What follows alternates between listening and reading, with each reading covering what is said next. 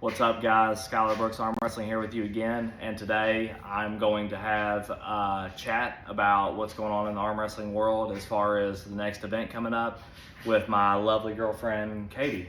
So I'm going to introduce Katie to the camera, and what do you think, dear? What do you think about the event coming up and the event we just came from as far as East vs. West 18 in Chicago? So I had a lot of fun in Chicago. I am new to the arm wrestling world. Since I've started dating him, I found out that it is a huge community. Chicago, absolute blast. Mm-hmm. I'm so thankful that they've moved it to the United States now. I did have fun going to Istanbul. That was a vacation of a lifetime. Yes. But as far as Denver, that's going to be a good one. Yeah. Yep, Denver's going to be a real good one, and that's another thing that we'll talk about. We did go to 18 in Chicago, and it was great. We had a great time up there, super good event, and now we need to get into the brass tacks of things, and that's East vs. West 19, which is what I think everybody wants to talk about. And as far as the matches go, like what match do you think? I mean, obviously we have Devin and Alex, and obviously Devin interests everybody, but as far as what you think, like what matches are kind of standing out to you as far as like some that could be really, really good? Like, what do you think? I think the Todd Hutchins. Yes. And Dave. yes. And that's I'm so happy she said that, because that brings us to a point of this is a big deal, guys. So Todd Hutchins and Dave Chafee, they are, this is a shot at the 115 kg title. Basically, whoever wins this match gets a shot at 115. And my question would be to everybody is, does Todd Hutchins have the power to stop the surge of Dave Chafee? That's the real question. And I'm going to tell you something, that's going to be a tall task, because I feel like in my mind, as far as Dave Chafee goes, at 115 kilograms, very, very tough to deal with. Very tough to deal with. If there's anybody that's got a chance, it's Todd Hutchins. There's no doubt about that. I mean, he's not the 95 kilo champion in the world for no reason, is he? And obviously, when we watched him beat Arackley, I mean, he beat him like a drum, did he not? I mean, I don't think that it was really that close. Arackley had his moments, but overall, Todd Hutchins, basically dominated that match. So we'll get into some other matches. What's another one you want to talk about as far as 19 goes? Who else do I know? I know that it's the Jocelyn and Gabby. Oh, yeah. And I got to meet Jocelyn. At 18, yes. Yeah. We met her at 18. Mm-hmm. I don't know much about either one of them as far as pooling. I know that she seemed to be a real sweet individual. Yeah. Well, Jocelyn is, she's very strong outside pronation base puller. Gabby's very strong sideways. So Gabby can, Gabby's the type that can, lose her hand but still surge as hard as she can sideways and still win the match. If we want to go ahead and start getting into predictions, I'll go ahead and throw my first prediction out there. I have Gabby in this match. I'm going to do 55-45 Gabby in this match, and the reason I say that is because I just think that, with what Gabby was able to do with Igley, and then the trouble that Jocelyn had with Igley, that pretty much tells me right there that Gabby's kind of in the driver's seat, I think, as being the favorite for that match. So that's where we'll stick at as far as that match goes. Oh, look who we got here. We have Bella the Bengal. Bella. We have Bella the Bengal in the Little house. baby, little angry. Yep, that's funny. So, all right, let's go to the next one. What do we have next? So, this is so intriguing, so fun to think about, because the matches are so good. And something I want to ask you too is how awesome do you think, Katie, this is as far as the strongman community kind of merging with the arm wrestling community, and what are the possibilities of what could happen with that? Because to me, from my opinion and from my perspective, this has major potential to do something absolutely great. Yeah. I mean, I think it's amazing, because they're not the same sport, but they're similar. It's about strength sport, and correct. practice, and Yeah. no offense to the women arm wrestlers, but it's a man's sport. And well, for the most part. Now, I mean, we can't knock the women. Like this match we got on this card with Gabby and Jocelyn. Let me tell you something. Them two would probably drag me across the table. So, no. We're not going to knock the women at all. That's for sure. But I understand what you're saying. Yes. To have those two communities come together. Yes. It's great. It's just going to build the arm wrestling. I think so. I think so, and I'm not sure if that is the case. Like, I hope that's the case, but I think that is the main goal. I think most people would agree, you as well. I think that as far as Robert Baxter and Dexter Tango, I think that they would love to reach out into the, to the strongman community and have more events like this as far as the Shaw Classic goes. So we got the strongman events that are happening on, Thursday and Friday. And why wouldn't they want to throw their name in the hat with arm wrestling as far as we're going to throw our name in with you. We're going to put on a big event here, East vs. West 19, and it's going to be great. And now not only that, now we have the strongmen, a lot of the strongmen have matches for East vs. West. So it's a really cool time for arm wrestling, and this is especially after arm wrestling just came out of a slump. So it's great. So who are the strongmen? It's going to be... You got Lawrence Charlet, you got Martin Leitzies, you got Eddie Hall, Robert Oberst, you got Brian Shaw, obviously, and Brandon Allen. All these are strongman guys. So for instance, what match would you like to like we have Lawrence Charlet versus Martin Leitzies, and this is a match where, I mean, I'll be honest with you, neither one of us are probably going to know much about, because Lawrence, I've seen Lawrence pull for Armors. He's great. Robert, he's a strong man. He hasn't done a whole lot of arm wrestling, I don't think, so I don't know how to really predict this match. I would have to think Lawrence would be the favorite, considering Robert doesn't have the experience that Lawrence has as far as having a year or two experience on the table, as we know, makes a huge difference. Mm-hmm. Agree. Mm-hmm. So then who else we got? I mean, are you excited to see Eddie Hall, the half-ton deadlifter? So Eddie Hall, before I knew that he was into strongman or anything, I have a TikTok account. Yeah. And I follow him because I adore his TikToks. He's absolutely hilarious. So, I think that's why I like him so much. I follow him because I think he's hilarious. Yeah, I think he'll bring as much entertainment to the table as Devin does. He always does. And basically, when they had the King of the Table event where he pulled Brian Shaw, he wasn't able to come out ahead in that event, but he did very well at putting on a show. Mm-hmm. And he looked great against Brian Shaw. Like, Brian Shaw is big and powerful, and Brian Shaw is getting to a point now to where he's becoming absolutely dangerous. I mean, you can tell that he is becoming a very, very, very savvy arm wrestler.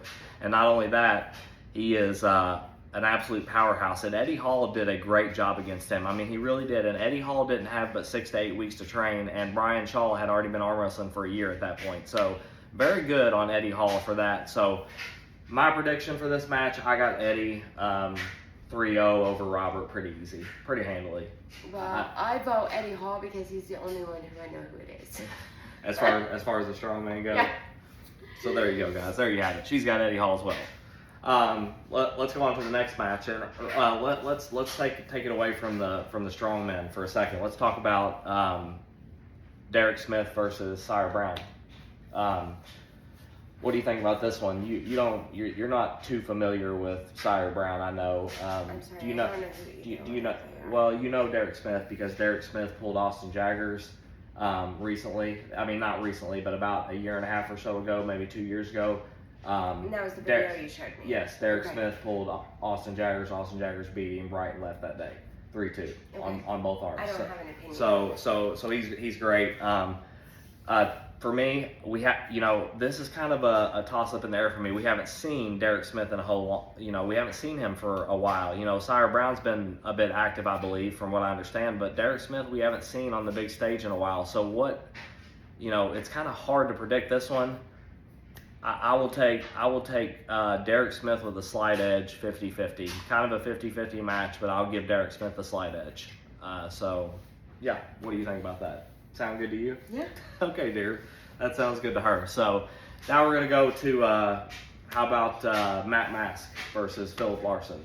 Okay, so What do you think about Matt Mask after because this was the we've been to 12 in this. We went to 12 East vs. West 12 in Istanbul. We've been to 14 in Orlando. We went to Chicago for 18. And this was actually the first time at 18 that she was able to meet Matt Mask. So what is your impression of Matt Mask and what do you think about him?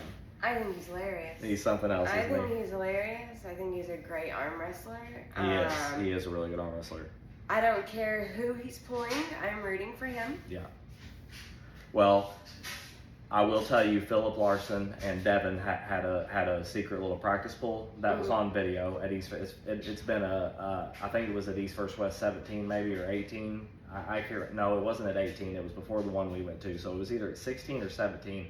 Philip Larson and Devin had a practice pull, and Devin was having no problem stopping him and doing whatever he wanted to with Philip.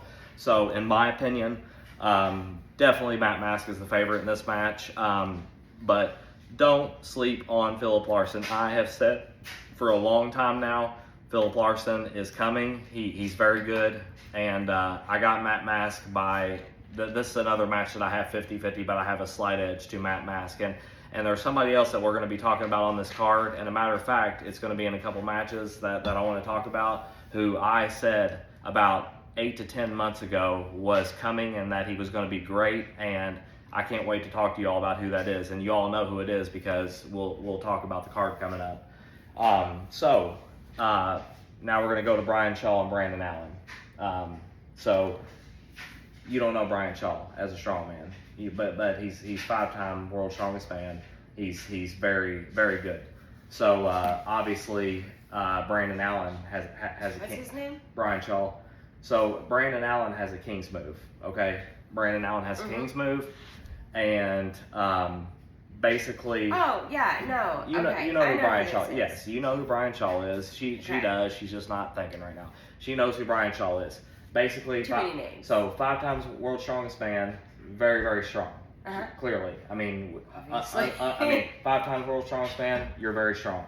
So he's pulling Brandon Allen. Now the difference is he way stronger than Brandon Allen? Yes, he is. Everybody knows that. Everybody knows that. What do you but it's not. I'm looking at Brandon Allen. There's no reason to. Brandon Allen is very, very strong. He's kind of a power lifter. He does things like that. But he is not in the strength terrain and the strength level that Brian Shaw is. Now the question is guys like Brian Shaw with the power aspect they have, are they able to really cup that King's move in and pin it? Because once somebody gets stretched out into that King's move and they get to here and they stop you this far above the pad and you just can't quite finish them, is Brian Shaw going to be able to bring his shoulder in but behind his hand and finish it off with a press? I personally think he will. I think that Brian Shaw, Brian Shaw is a tactician. He knows what he needs to do. He knows what he needs to work on. He's been planning on getting in arm wrestling for a while. I think that's been the ultimate goal, and a lot of people probably don't know that. But basically, I think Brian Shaw is going to be way too strong. I think that, once Brandon Allen goes into that King's move, I think that, Brian Shaw is just going to have so much power. He's just going to climb a little bit and adjust. And once he gets, once his hand gets over top of Brandon's and he's adjusted, he'll come in for a press. And I mean, do we think that too many people's going to stop Brian Shaw's press when it's at its peak? I seriously doubt it. So my pick in that match, Brian Shaw, obviously. So, anything you have to add to that? No, nothing to add to that. I know you know the next 2 pullers very well because you just met them in Chicago as well. So the next match, and this is one I was talking about earlier. So we have Ricard Boorman versus Pablo. Okay. Yeah. Very, very big match here. So what's your take on this match after seeing? Because I don't know if you remember Ricard while we were there. Ricard pulled Wallace Dilly, and Wallace Dilly gave him a really good match, and Ricard made adjustments to win that match that were really impressive.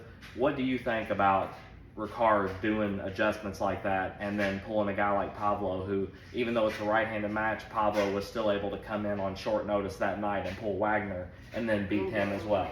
What do you think about that? Well, like you said, it doesn't matter how you prepare. You just always need to be ready. Pablo saying that was great. Yeah, I hadn't heard of Pablo until Chicago at all.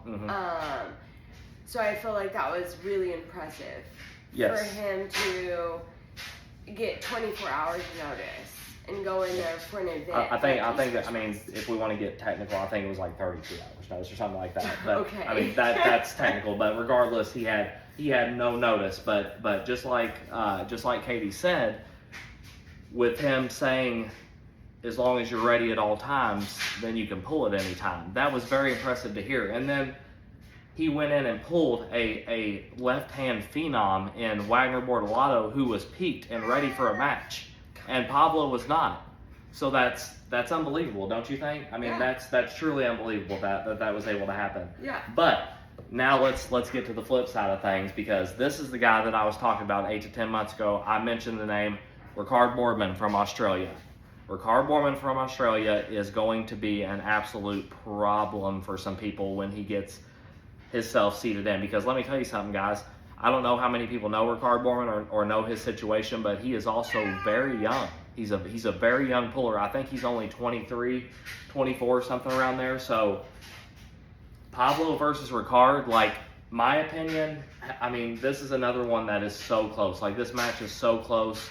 Who do you have in this match? Do you have Pablo or do you have Ricard? You got Pablo in this match? I have Pablo, because Pablo is just Pablo the B. He's what? He's a powerhouse. Yeah. He is a powerhouse, and to watch him do what he did to Wagner, even though that was left-handed, to watch him do what he did with 32 hours notice was nothing short of impressive.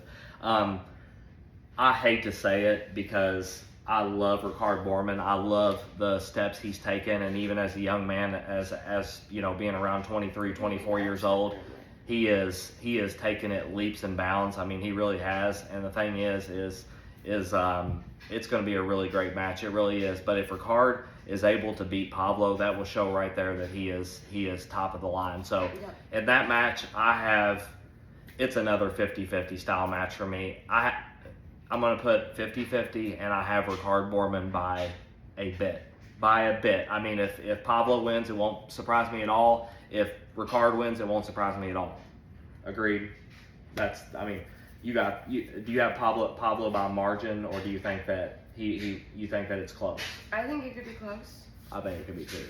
It's just hard for me to say. I have Ricard by a bit. Okay, so we'll move on from that match. We're not going to take all your all's time up tonight. I think I'm still learning the sport to know the technicalities. Of course, and that's fine. That's what we're here to talk about, and that's why we're talking about what we are. This is how. So we have 2 matches left to talk about, and they're bangers. So we have Todd Hutchings and Dave Chafee, and then we have Devin Larratt, Alex Gradeccia, left and right.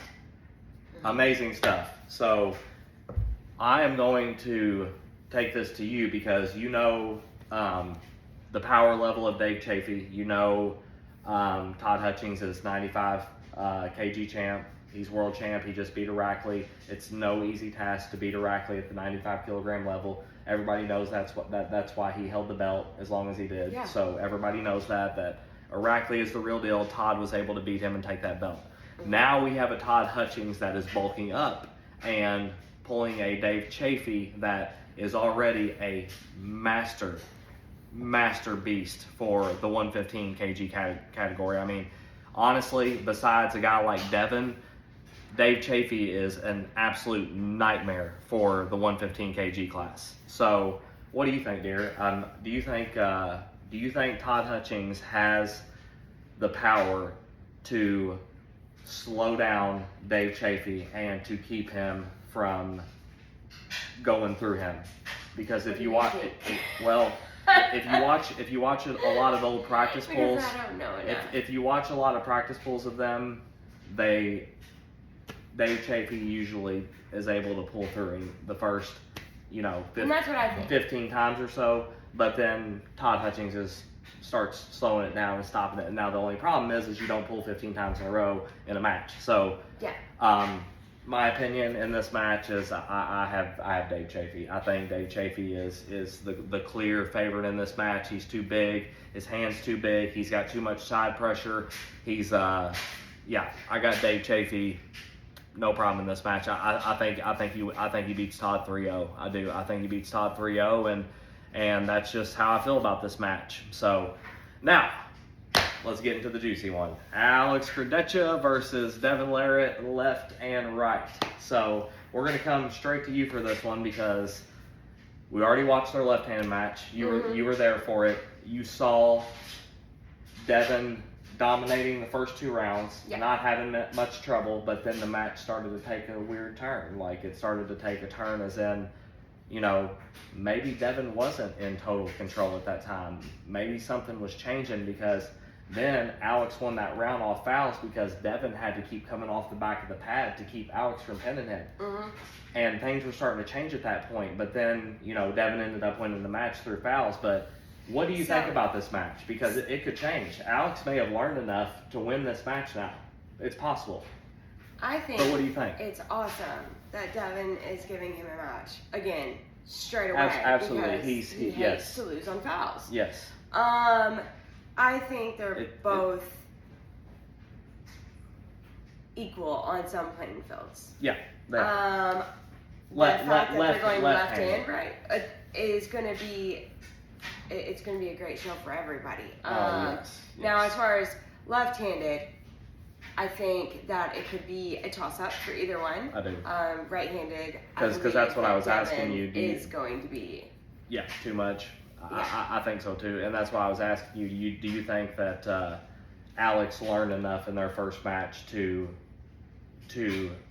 figure something out on Devin that he needs to do sooner before he gets tired? Do you think that Alex could have done that? Yeah, possibly. I think so too, and I'm not usually, as good as Devin's left has looked. I mean, obviously his right is in full potential.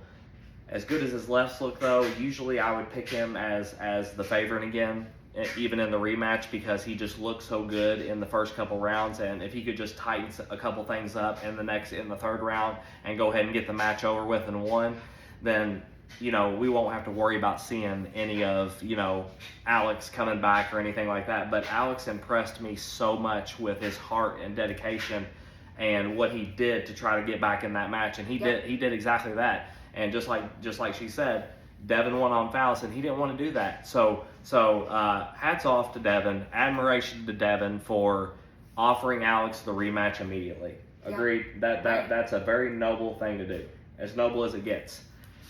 So my pick in that match is I do have Devin in the rematch. I have Devin in the rematch, but I think it's going to be very close this time. I think we're looking at, this is our other one. This is Simba. Yep. There's Simba. I guess they're all going to come and say hello. Everybody wants to get on video tonight. But anyways, guys, I think that we're looking at another very close match. I really do. I think we're looking at 3-1, basically the same setup as last time. I actually called that match on the button last time. I called it 3-1 Devin. That's what it was. I think it could be that again, but I also think it could be 3-2 Devin. But then again, if something crazy happens, Alex could have learned enough to where he could turn it around, and it could be 3-2 Alex. We don't know. So but it'll be close. It'll be very close. It'll be a very fun match to watch. Agreed. So we're in agreement that do you think Devin's still going to win the match as well, left-handed? So let's go now. Yeah. Now we both have Devin left-handed winning the match. But very close. Like I think it's got to be like it's got to be 55-45 Devin at most. Like it can't be more than that. Like Devin's not any more of a favorite than that. Like it's very close. I feel like they're pretty equal players. Yeah, it's very close. Like it may be more like 53-47, something like that. Yeah. Like I really believe that. So not 53-47. 53-47. You never know, guys. You never know. So we agree on that one. Devin by a little bit. We'll see what happens, but let's go to our last point of the night. Devin versus Alex Cordecha right-handed. What do you think? I think Devin's going to win. And give us your input on how you think he's going to win. Is it going to be in... I haven't seen Alex... Hold on. Is it going to be in dominant fashion? Is it going to be in a fashion to where it's a close match? Is it going to be... What do you think? What do you think? And then that's what I think. No, you know enough about Devin and you know enough about Alex. You can easily answer this question on here just like anybody else would. I think that Devin is just a little too dominant with his right hand. Yeah, I agree. I think that it's not going to be like the left-handed match. I think that Devin's just let's call it 3-1. His right arm is too different. Let's give Alex one. Okay, well you can do that if you would like, guys. I do not feel like that at all. I feel like that Devin is by far the alpha on the right hand. I don't think there's any question whatsoever right-handed who's at the top of the list. I think that Devin will run through him right-handed like nobody's ever seen before, and I'm not meaning that in a bad way at all. I just think Devin is that strong right-handed. I mean, he's got Poor Chop and his son Auden up at the high hookers. They are pulling him with two hands. He's getting in a pronated position on his offensive side of the table, and they are pulling him with two hands. And they are having trouble moving him from that position with two hands. I mean, it's very crazy, guys, how strong he's getting and how much weight he's gained. He's consistently over 300 pounds now. He's just, things are going crazy with him. So anyways, guys, that's our breakdown for the night for everything to do with coming up with the matches for East vs. West 19. I think that's about all that I can think of that we need to talk about, because that was a pretty good breakdown overall, and I got to bring Katie along with me so y'all can meet her finally and her give some input as well, because don't let her fool you. Even though she's a little biased and thinks she's not doesn't know a ton about arm wrestling, she most definitely does. She's been to too many events with me now to where she knows enough. So she just doesn't want to talk about it that much, but she's most definitely learning. So other than that, that's it for the night. So guys, give me a like, give me a subscription. Skylar Brooks Arm Wrestling. I'm here to do as best content as I can. I'm always looking to talk and do things that tries to help the community out. I'm looking forward to trying to get to Denver. I really am. I would love to get out there for 19 to get great content, and I would love to see things happen that way. That would be great. I wasn't sure I was going to be able to make it to Chicago, but I did, and everything was good up there, so I very well could make it to Denver. No question about it. So other than that, guys, listen, stay strong, everybody. Love arm wrestling as always, and peace out, everybody. Have a great night. Bye. Have a good night.